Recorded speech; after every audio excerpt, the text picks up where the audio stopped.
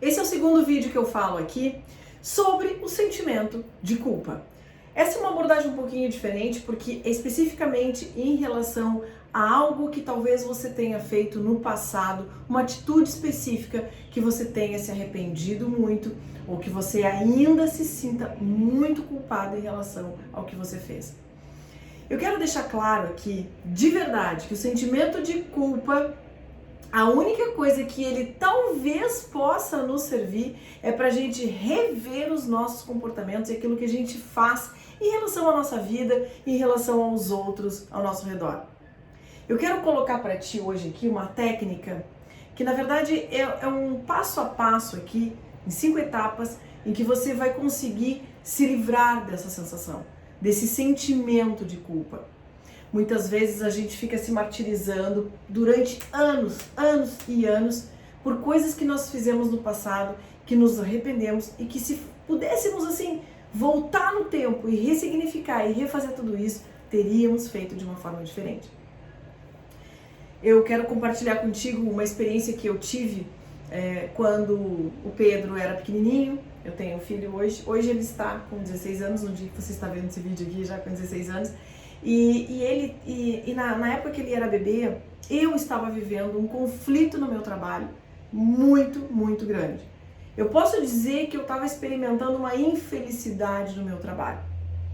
E eu quero explicar para você, dentro do conceito da programação neurolinguística, que quando a gente experimenta um estado emocional ruim, ou limitado, ou limitante, a gente começa a desenvolver comportamentos que possivelmente a gente vai se arrepender desses comportamentos que a gente desenvolve e que a gente tem uma percepção.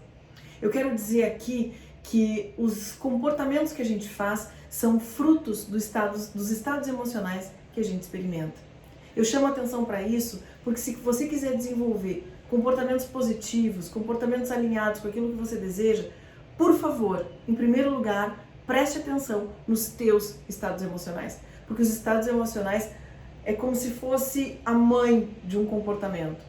Os comportamentos são gerados a partir dos estados emocionais. Agora pensa o seguinte, uma pessoa vivendo uma situação infeliz dentro de um contexto, que tipo de comportamento essa pessoa desenvolve? Obviamente, comportamentos limitados. Meu filho era pequeno, na época, bebê, e eu tive um momento ali de um acesso de raiva.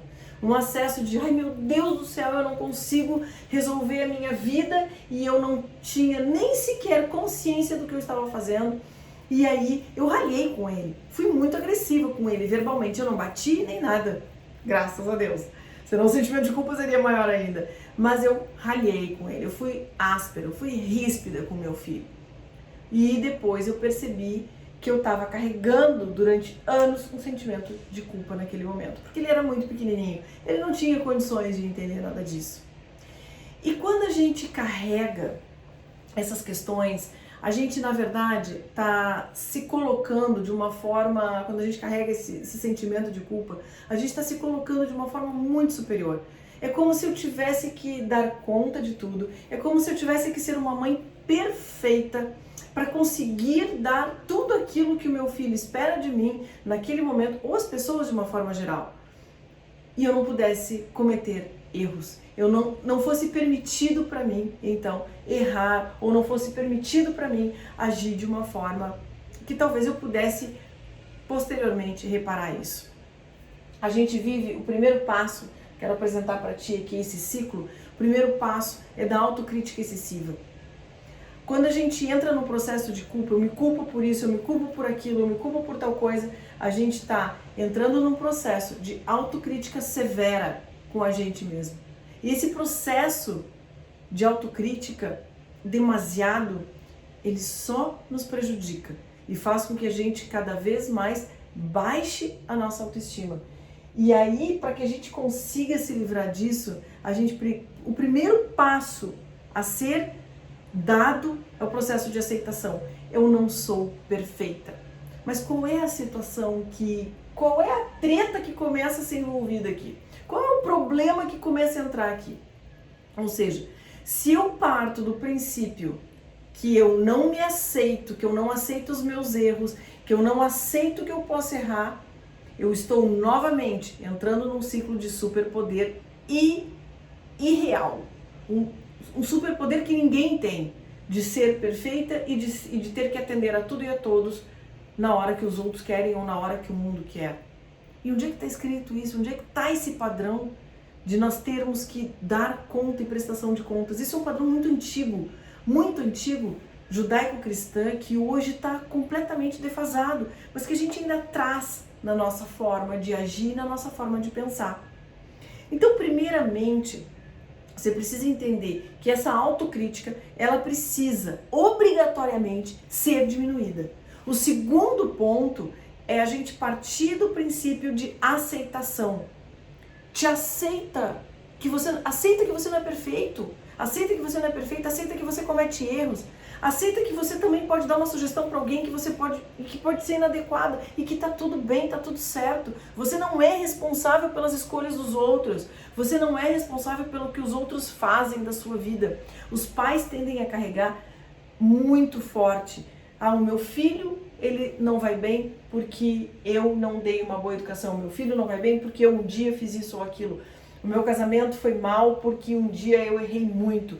Na verdade, até mesmo um relacionamento, 2 pessoas são responsáveis por ele, não apenas uma. E é uma arrogância a gente se colocar numa posição extrema de superioridade em relação a isso. Então, aceita que você não sabe ainda lidar 100% com tudo na sua vida, o que é absolutamente normal. É se livrar da perfeição. Eu não tenho que dar conta de tudo o tempo todo, porque isso seria insano para mim. Terceiro ponto é: cuide da sua autoestima, porque esse processo aqui leva a baixa autoestima. Se eu não me aceito, aqui eu corro o risco de entrar no processo de baixa autoestima. Ou seja, então eu não sou tão boa mesmo, olha só como eu faço coisas ruins, olha só como eu não dou conta de ter uma boa comunicação com as pessoas, olha só como no meu trabalho eu deixo a desejar. E aí a gente começa a entrar num processo de baixa autoestima. E aqui é muito perigoso quando a gente começa a entrar nesse processo. Por quê? Vai significar que eu não vou ter um bom conceito a meu respeito, eu não vou conseguir me dar o valor suficiente, e aí o processo de entrar no buraco se torna pior ainda. Porque para que a gente mude, para que a gente se livre do processo da culpa, é preciso a mudança. E se eu entro num processo de me depreciar, de negar o valor que eu tenho como ser humano, como pessoa, eu corro o risco de não conseguir promover a mudança que eu desejo, que eu mereço para a minha vida. Quarto ponto, que aí esse é o momento em que a gente vai fazer de verdade uma percepção diferente daquela situação vivida. Significa que a gente vai entender as coisas de um jeito diferente. Podemos também ressignificar aquele evento que aconteceu. Eu quero dar um exemplo aqui de, por exemplo, tá? Um homem que traiu a sua esposa durante anos ou durante algum tempo no seu casamento e que depois ele veio se arrepender, depois ele viu que ele não estava agindo da melhor forma, ele não estava conseguindo perceber. Isso no caso quando a pessoa se arrepende. Quando a pessoa não se arrepende do que fez, essa técnica aqui não vai funcionar. É só quando a pessoa tem um certo nível de arrependimento que ela gostaria de ter feito isso de uma forma diferente. O que vai acontecer? É necessário que a pessoa feche os olhos, pode ser essa técnica feita em pé ou sentada, mas a pessoa vai precisar fechar os olhos e voltar um pouquinho naquele momento, naquela época da vida que estava agindo daquela forma que não estava desejando mais.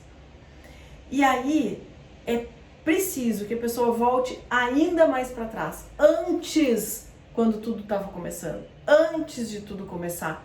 Momentos antes, meses antes ou anos antes, um ano antes de tudo começar, em que as coisas estavam bem. E que ela viva aquele momento em que as coisas estavam bem novamente. Ela perceba ali que o que aconteceu com ela, qual foi o gatilho disparador, qual foi a situação que desencadeou um desejo naquela pessoa de viver uma aventura diferente, de se entregar para um affair, para um novo relacionamento em que não era para ter acontecido. Aqui é preciso a pessoa entrar na sua pele novamente e entender o que me levou a agir daquela forma. O que levou você a agir com aquele comportamento que você não deseja mais? Que necessidade havia ali de ser suprida e que de uma forma atrapalhada você foi buscar suprir isso? Qual era a intenção positiva que tinha na sua atitude de buscar um relacionamento, por exemplo, diferente, fora do seu casamento, que fez com que você agisse dessa forma? Essa reflexão, ela é profunda, ela é necessária para que não se repita mais esse tipo de comportamento e que você também se livre da culpa. É entender que você não é perfeito. É entender que você também é suscetível a cometer situações, atitudes e comportamentos que você não deseja mais. Porque a pior coisa que pode acontecer para um ser humano é ficar se torturando por muitos e muitos anos. Esse processo depreciativo, ele baixa a autoestima.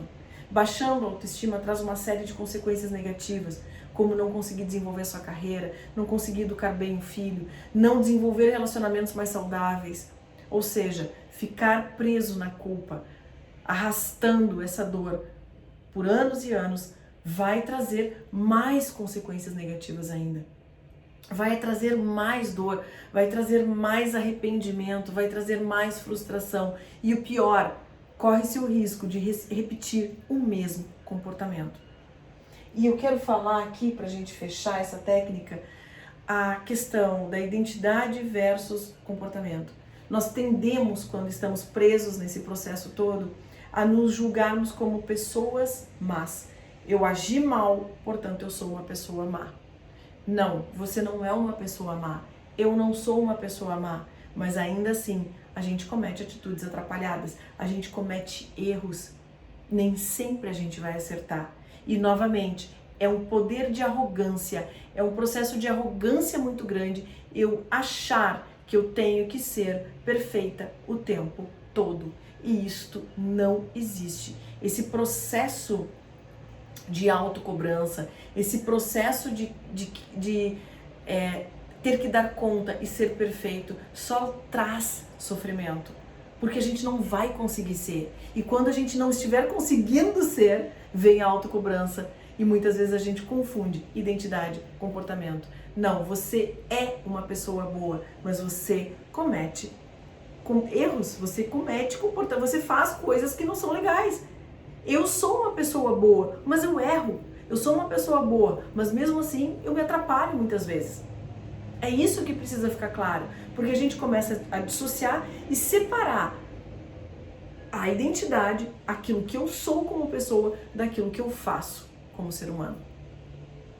E quando a gente consegue dissociar isso, ok, cada vez mais eu fortaleço a minha identidade de mãe, de esposa, de mulher, de trabalhadora, de treinadora, seja lá o que for, seja lá a identidade de filha, de irmã, e eu consigo ainda fortalecer, olhar para os meus comportamentos, mudar os comportamentos que eu não quero e fortalecer aqueles comportamentos que eu considero sendo positivos, trazendo mais leveza, sentindo internamente o que o meu corpo está pedindo naquele momento, sentindo o que é importante para mim, sentindo o que eu preciso fazer para sair daquela posição de sofrimento e de autocobrança e de autojulgamento inútil que muitas vezes acarreta mais e mais dor.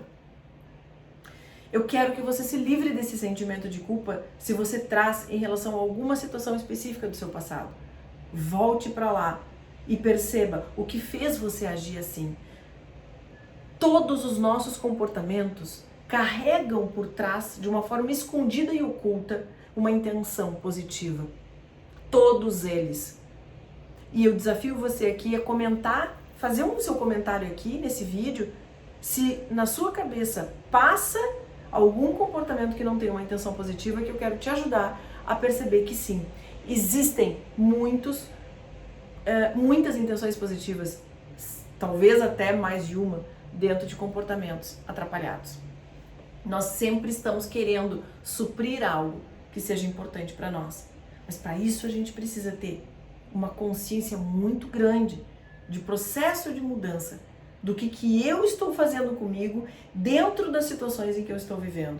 E quanto mais consciência a gente toma, mais claro tudo isso fica e mais a gente consegue promover as nossas mudanças de comportamento para ajudar e auxiliar, inclusive, pessoas que estão próximas da gente. Quantos e quantos alunos meus, ao tomarem consciência dos seus comportamentos, conseguiram ajudar também pessoas que estão próximas. E eu quero que você tenha cada vez mais consciência a respeito disso, a respeito das suas atitudes, dos seus comportamentos e dos seus hábitos, que sejam cada vez os melhores possíveis. Mas para isso é preciso mais consciência, mais atitude, menos autocrítica, menos autojulgamento. Então eu quero que você faça esses passos aqui, se dê conta disso e tome uma consciência cada vez maior. Se você gostou desse vídeo, por favor, dá o teu like aqui, compartilha com pessoas e faça com que esse vídeo atinja mais e mais pessoas nesse mundo que precisam se livrar de comportamentos que no passado agiram de uma forma agressiva, que traíram, que foram traídos, que agiram mal com seus filhos, que bateram nos seus filhos, que fizeram mal para alguém, para algum ser humano. Porque eu ainda tenho uma crença muito forte, que é, através do amor, a gente consegue curar esse mundo e curar essas pessoas. Então eu te peço com todo o meu amor, espalhe esse vídeo aqui para mais e mais pessoas. Se você não está inscrito no canal ainda, clica aqui e te inscreve. E te vejo no próximo.